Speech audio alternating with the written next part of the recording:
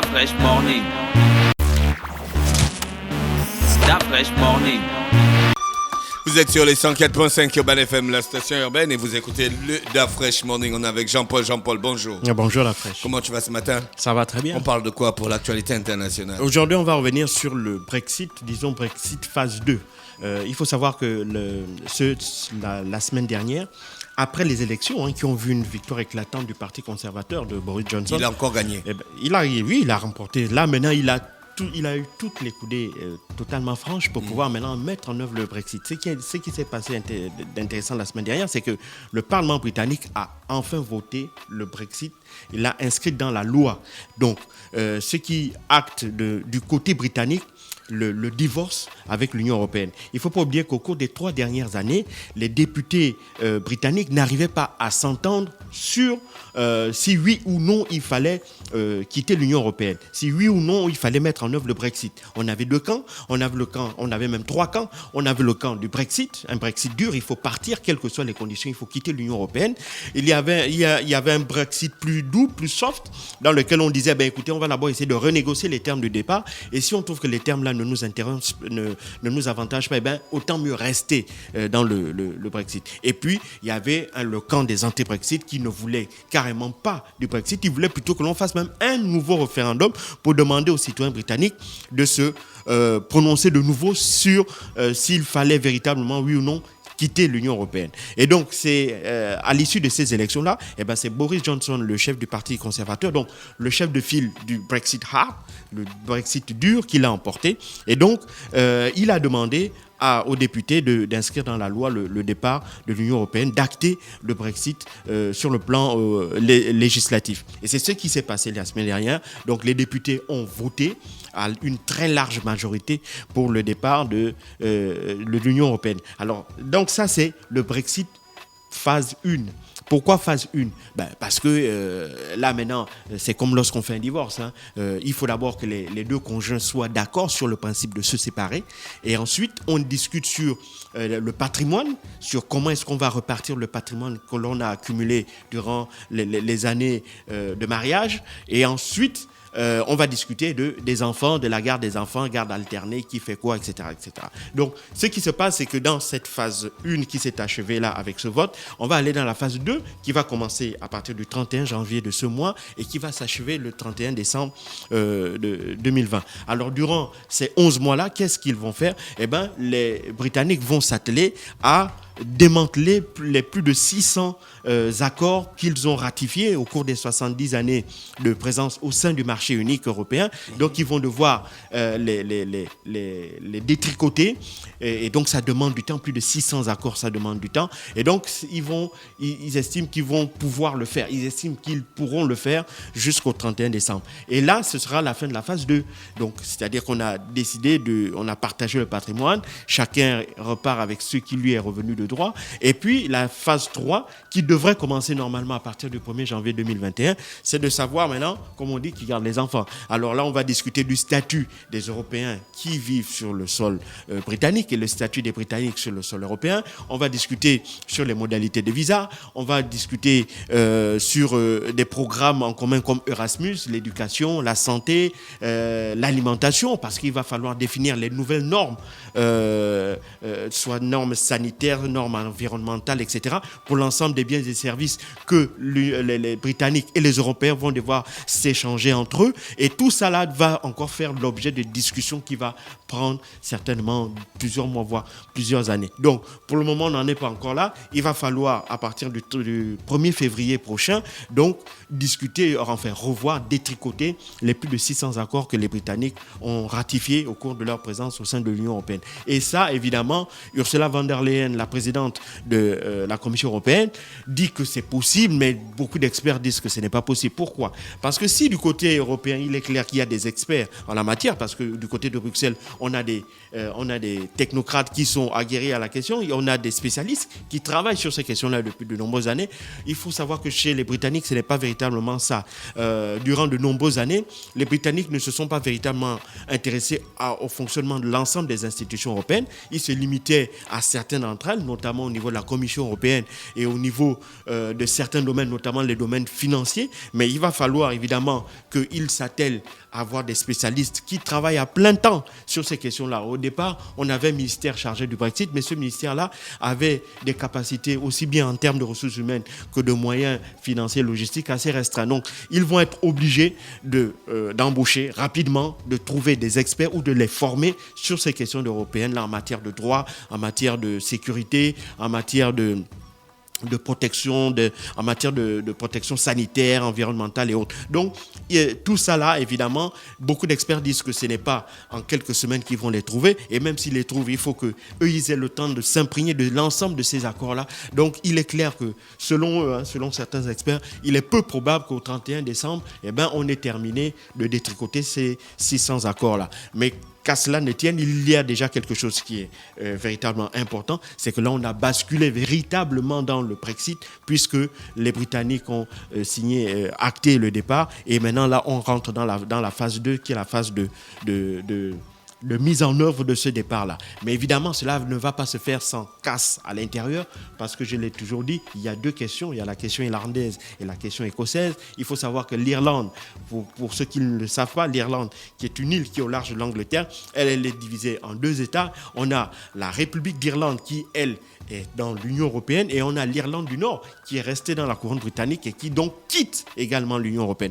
Donc dans ce même espace géographique, on avait trouvé une exception. Boris Johnson l'avait négocié et obtenu, avoir une exception irlandaise, c'est-à-dire que les Nord-Irlandais vont quitter, ne seront pas dans l'Union européenne, mais les relations qu'ils auront avec la République d'Irlande seront comme s'ils étaient toujours dans le même marché. C'est-à-dire qu'il n'y aura pas de barrière douanière, il n'y aura pas de limitation de circulation des biens et des personnes. Donc, tout ça se fera dans un cadre extrêmement précis et qui n'a absolument rien à voir avec ce qui va se passer sur l'ensemble des autres territoires du Royaume-Uni. Or, l'Écosse, elle estime que ce sont ses droits qui sont lésés, puisqu'il faut savoir que les Écossais avaient voté massivement pour un maintien au sein de l'Union européenne. Or, avec cette victoire des conservateurs et le vote qui a été mis en place la semaine dernière, il est clair que l'Écosse va se sortir particulièrement trahi. Et donc, le Premier ministre, Nicola Sturgeon, a d'ores et déjà fait savoir qu'elle avait l'intention de demander au Premier ministre britannique le droit à l'autodétermination, c'est-à-dire le droit à savoir si l'Écosse devait continuer à rester dans le Royaume-Uni ou quitter justement la couronne britannique.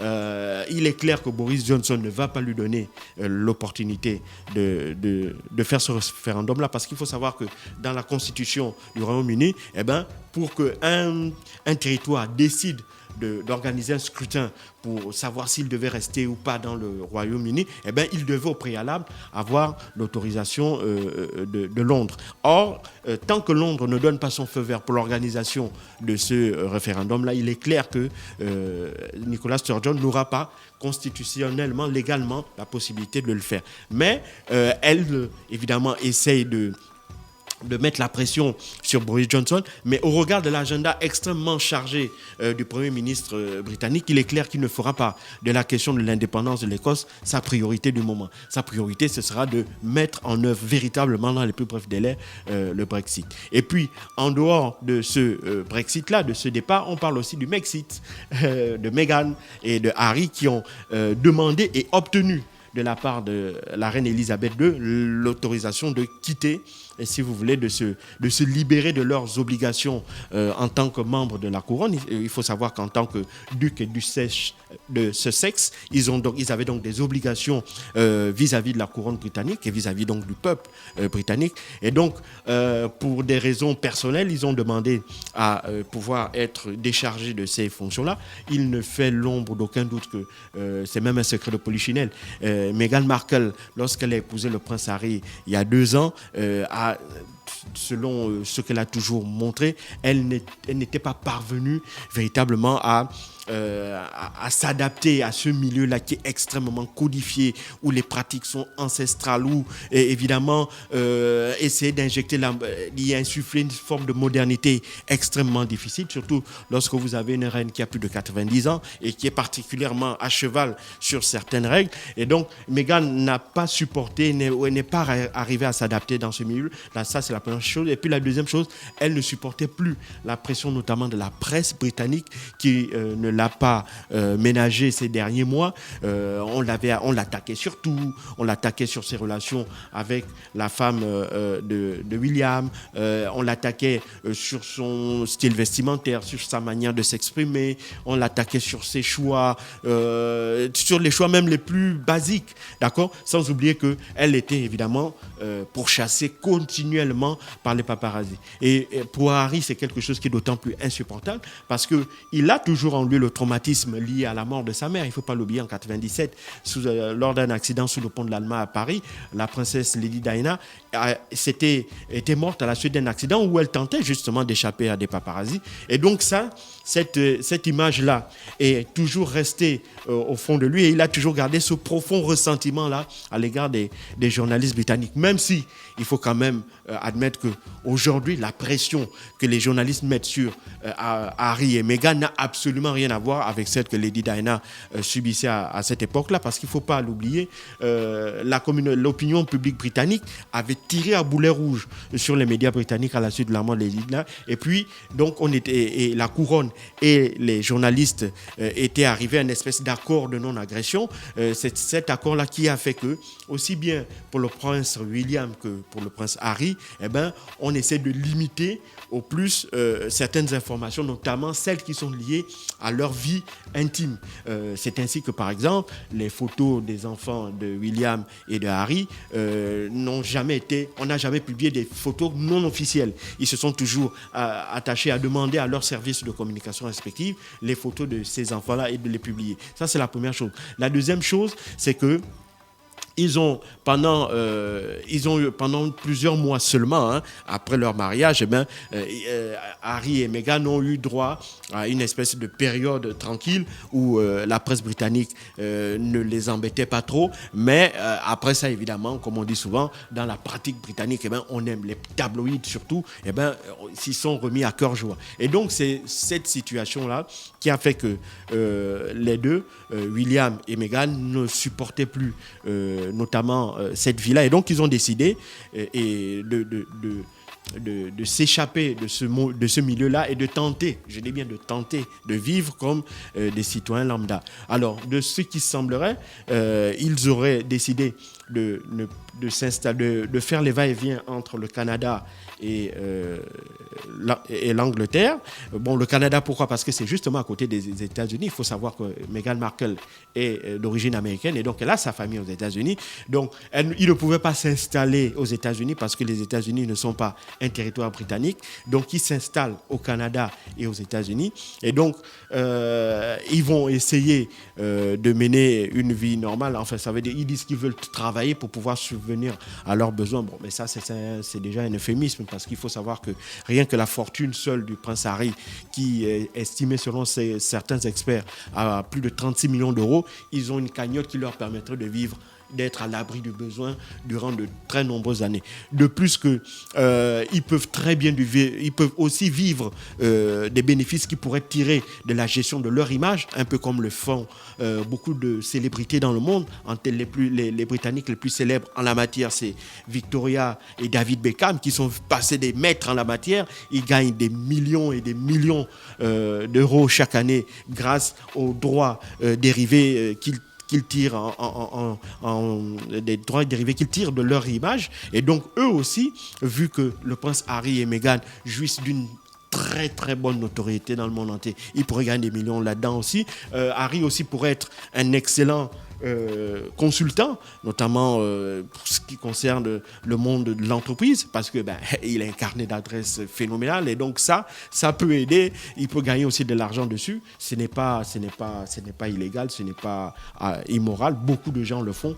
Ils tirent des profits des relations qu'ils ont, des carnets d'adresses qu'ils possèdent. Donc avec ça, il est clair que ils ont eu l'autorisation du moins de la reine de tenter l'aventure, mais la question est de savoir combien de temps est-ce qu'ils vont pouvoir tenir.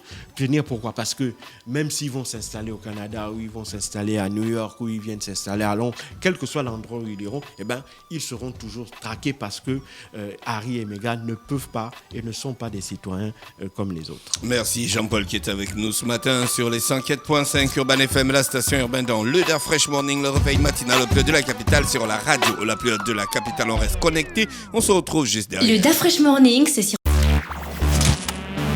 Da Fresh Morning.